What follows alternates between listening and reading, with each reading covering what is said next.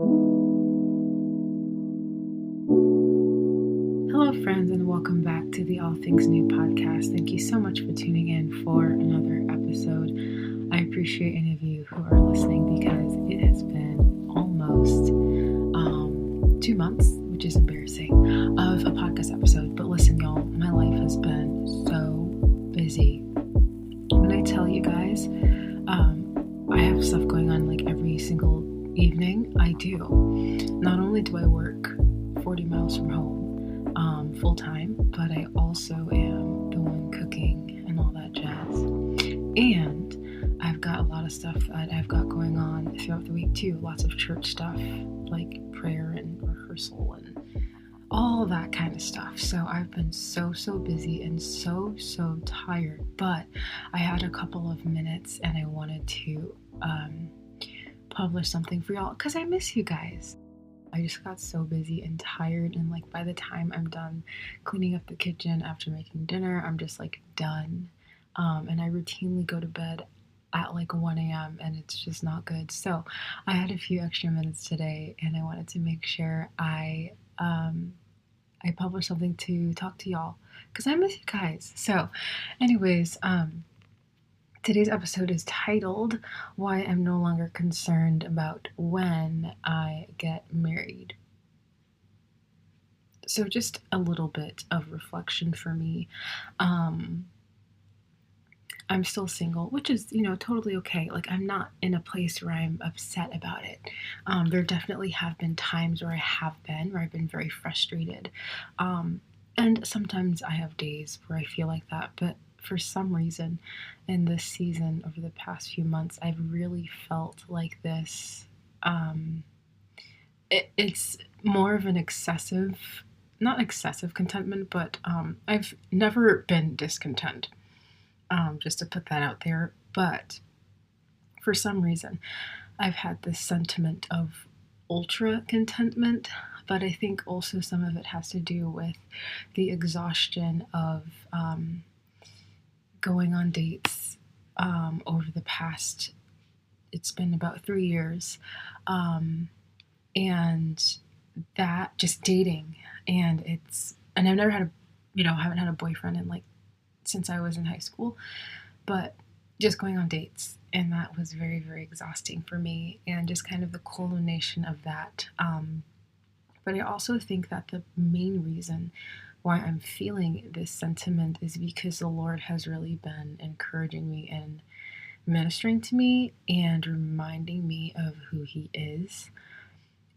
Because for me, I'm someone who likes to do stuff. I'm like a go-getter. I'm not necessarily like I have to micromanage everything. But if I can do something, if I can take it on, I will. And oftentimes that means I take on too much. That's just one of my toxic traits. It's that I do everything. And I'm learning it's okay to not do everything at the same time. Because if you do, you're going to burn out. And that's not good. But for me, it's like I want to make sure that I am being a good steward. I don't want to be wasteful of my time, my resources, my energy. I don't want to be doing something lazily. Like I just want to be as efficient as I can be, but also honor God. And I don't want to just be sitting idly by doing anything. But if you know me personally, I think that you can attest to the fact that idle is not something that I am. I have a hard time sitting still. I may have ADHD. I don't really care about a diagnosis, but I'm just that kind of person who's just always busy doing something with my hands. Very kinesthetic person, but I'm also very ambitious. There's so many things I like to do, so many new discoveries and so many new adventures. That's just how I am. That's how the Lord created me. So a part of that for me has been pursuing dating over the past few years. And one of my biggest dreams since I was a little girl was to be married and have lots of kids. And that's something that never went away, never ever. And so I think especially in my early 20s, I was like, okay, I gotta figure this out. I gotta date. I gotta date if I want to get married. I have to, all right, let me get on the dating apps. Let me do this. Let me do that. And I think for me, it got to a certain point where I was just doing so much and trying to force things to happen. But also just the fact that I was going on first dates so many times throughout the year. Like I'd go on dates with 5 different people in a year or something like that. 5 is a lot. I'd say on average 3. But that was kind of a lot, just having to, get to know someone new and then not things not working out, and then you don't talk to them after talking to them for every day, and then you just stop talking one day when you decide that you don't want to see each other anymore. It's just kind of like exhausting. It's a lot. So dating for me has not been my favorite, but I'm not jaded about it. Like it is what it is. I learned more about myself, which was very great too. But because of that, and also what the Lord has shared and encouraged me with over the past few months, I am in a place where I don't want to say I don't care, but it's like it doesn't matter to me when I get married. For the longest time, when I was like 18, I said, okay, I'll be married by 22 and I'll start having kids by like 25, whatever, something like that. That was like my plan. That was my dream board. My hypothetical dream board, because I never actually made a physical one. But that was what my idea was of how my life would look like in my early 20s. And things looks very different. Things look different now than I thought they would when I was younger. But that doesn't mean that they're wrong, because I know that as I walk with the Lord, as I have gotten to know Him more, as I've taken step by step with Him, there has been so much that I have learned, and there have been so many things that He has taught me, and there have been so many wonderful experiences that I have been able to take advantage of. I've been doing my mission that the Lord has given me. I've been going on humanitarian trips and pursuing more of midwifery, which is like my career goal to have, is to become a midwife and to help women and families and babies. And I've been able to invest in that, which has been really nice. And that doesn't mean that I have been pushing off marriage, because if it were up to me, I would get married tomorrow. But my point is that I've gotten to the point now where the timeline no longer matters to me, because more important than when I get married is who I get married to. And that who is someone who I want to be someone who the Lord approves of, not just someone who I think is a good idea. Because there have been lots of guys I've gone out with, and I was like, oh, they check all the boxes, perfect. All right, great. If this works out, I'll be married by this time, kind of thing. And it's like, I'm no longer in that mindset of like, okay, I have to figure out when this is going to work, because I have to get married by this time. Because now it's like, it is what it is. I know that I have not missed what God has for me, because I've been walking with Him this whole time. And He's either protected me from things or He's closed doors. And I'm not going to try to pry something open that He's closed for a reason. So even though my heart's desire to marry and have children has not diminished, it's actually gotten stronger. It's become much stronger as I've gotten older. But I have realized how important it is to wait for the Lord and to walk with Him and to wait for His best, and to not try to force things to work with someone who they're not meant to work with. And people, see all kinds of things like, oh, it doesn't matter if you're different denominations, or, oh, it doesn't matter if this or that. And I think in some cases that could definitely work. But every time I, tried to do something like that, the Lord closed the door. And I can't be upset with Him for that, because I'm the one that's been asking Him for His will here. I'm the one that's been asking Him for His best. I'm the one that asks Him, Lord, if this is not meant for me, close the door. So I can't get mad at the Lord for answering my prayer. I can't get mad at him for being faithful to me. So I've kind of gotten to this point where I'm like, all right, Lord, I just want you to do this. I want you to orchestrate it. I want you to make it happen, because I'm going to be done forcing things to work. Because in reality, if we walk with God, it's not our job to make stuff happen.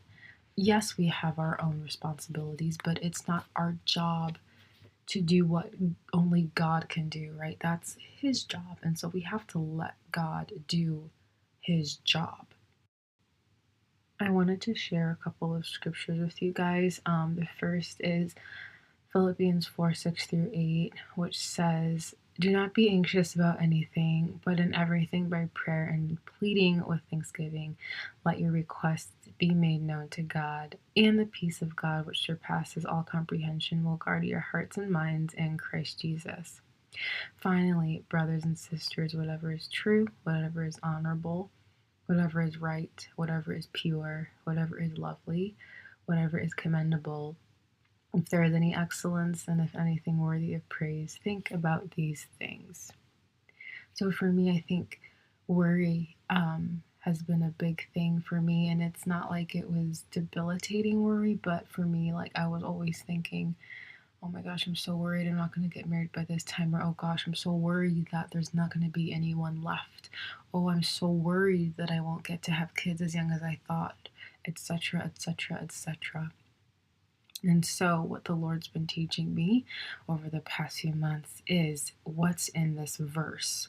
To not be anxious about anything, but to pray about everything.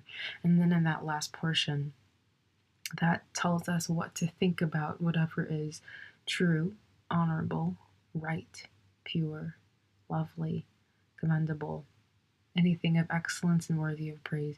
To think on those things, not to think of, I'm so worried about A, B, and C, X, Y, and Z.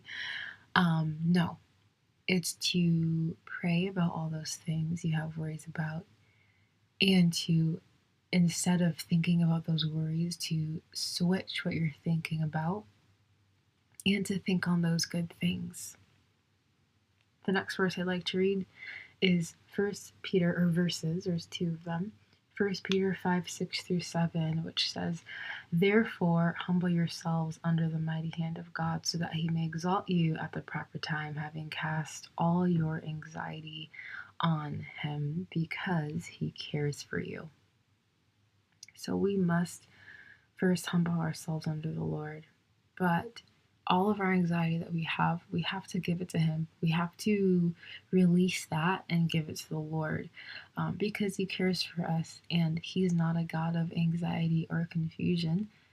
He's the God of peace. That's who he is. He's the Prince of Peace. So we must give him those things that we worry so much about. And worry is not good for us. I mean, physically, if you're anxious, and I understand that some people have anxiety disorders and it's deeper than just having an anxious thought, but I've dealt with anxiety before, so I know what it feels like to just be in a constant state of fight or flight.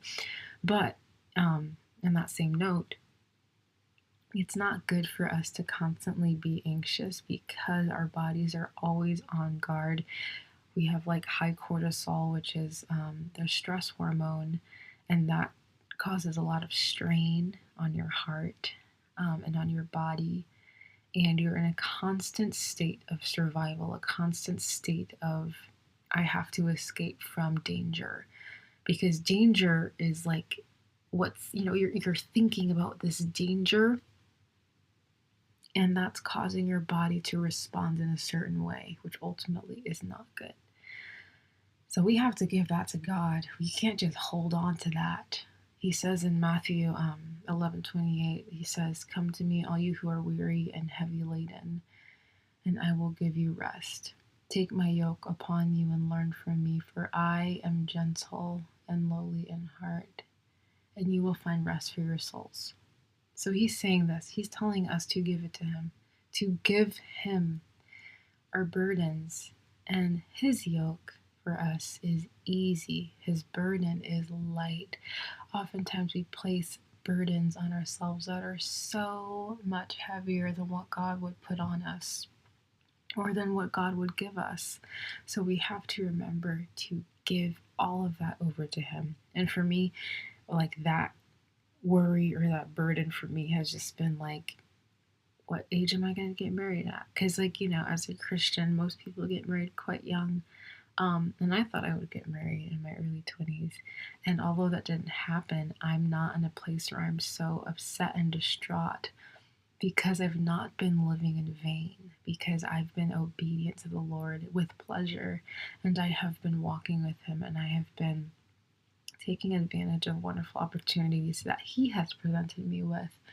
And I know that one day, like if there's a young girl who also dreamed of getting married at 22 and is single at 26, that I can be an encouragement to her, or even a young man, whoever it is, because it's really, really encouraging to have someone who kind of went through a similar season or similar struggle to be able to tell you from the other side, like, you're going to make it through. God is good. Trust in Him. Rely on Him. Because if we rely on ourselves, we're either going to get ourselves into big trouble or we're going to cause extra pain that could have been avoided. Because if we just stick with the Lord, we might have to wait longer, but He is our Father. He protects us from so much. And He is so kind to protect us, but we have to stay walking with Him. We have to wait on Him so that we don't necessarily forfeit that protection just because we're doing things how we think we should, opposed to doing things the way that the Lord has commanded us to do them. Another verse I'd like to read is Isaiah 41, verse 10, and it says, "Do not fear, I am with you. Do not be afraid, for I am your God. I will strengthen you. I will also help you. I will also uphold you with my righteous right hand." This is by far one of my favorite verses. It is so encouraging just because the Lord is telling us, do not fear. I'm with you. Don't be afraid. I'll strengthen you. I'll help you. I'll uphold you with my right hand. So we don't have to fear our circumstances. We don't have to fear the world around us. We don't have to fear the things that we see or the things that we don't see, because the Lord is with us and He will help us. He will strengthen us. He will guide us and He will uphold us. The last verse I like to read is from Psalms 55, verse 22, and it says, "Cast your burden upon the Lord, and He will sustain you. He will never allow the righteous to be shaken." I love this so much. It says, He will sustain you. It's like this sequential thing. Cast your burden on Him, and then He will sustain you. And then it says, it's like a semicolon, so the next phrase is a different thought. It says, He will never allow the righteous to be shaken. So if you're walking with the Lord, if you've cast your burden upon Him, He will sustain you. He will uphold you. He will protect you from harm, which I think, if you think about parents and even like as a teacher, we have rules and things and guidelines and principles. And, they're not just outlined just so kids have a boring time, but no, it's for their protection. And so when the Lord gives us commandments, when He gives us principles, it's for our protection. It's so that we don't have unnecessary burdens. We don't go through unnecessary trauma that is potentially self-inflicted just because we do things on our own. But the whole point of me saying all this is that I've got to a place, and I've also been so encouraged by people in my community, which has been really good, and the Lord spoken to me through them, which has been really awesome, just confirming things I've prayed in my quiet time. But He's encouraged me that He's got this, and that I don't have to force anything to happen, because that's what I was trying to do for 3 years. And I've gotten to the point where I'm like, I'm just kind of done. I'm done trying to force things to work out. I'm done trying to make things happen.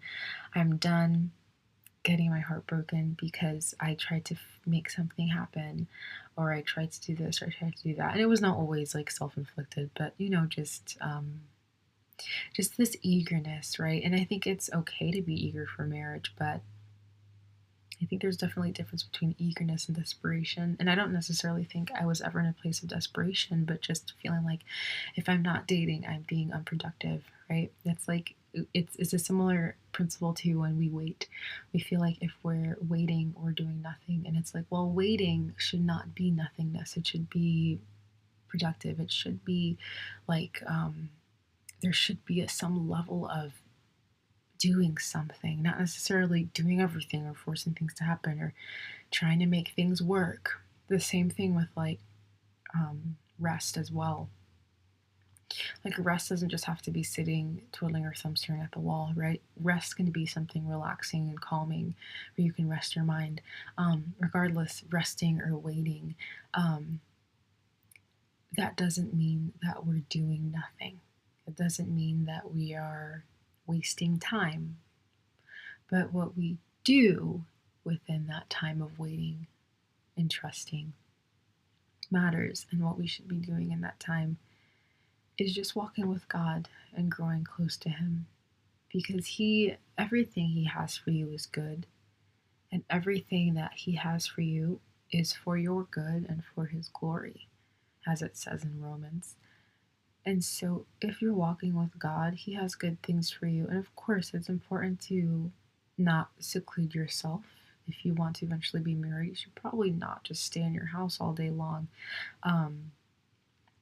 But like in general, as a child of God, you should be in your church community, serving in ministry, fellowshipping with believers. There's so many opportunities that we have just to serve God and to be His hands and feet. And that should be the priority of a single Christian. It's not necessarily to try to get dates. Because, you could get as many dates as you want. I mean, you can go on a dating app and get a date this weekend if you wanted to. But, the point of going on dates is not just to go on dates, is to eventually be married, And so the goal should not be to get dates. It should be to ultimately to honor the Lord and to do so in community, to honor the Lord, to serve Him among believers, not just like something you're doing by yourself. Of course, there's things you should do alone. Of course, like when you have your devotional time with God, that's very important. That's very imperative. But life is not meant to be done alone. We are the body of Christ. The body is not just one part, it is many parts of one body, many functions, many different shapes and functions and we are all part of one body, and that is Christ's body as His bride. So the priority of a single Christian should not be to get as many dates as you can or try to, throw yourself at the next single person you see at church. It's good to be available. Make yourself known, make yourself available, but your priority should be Jesus.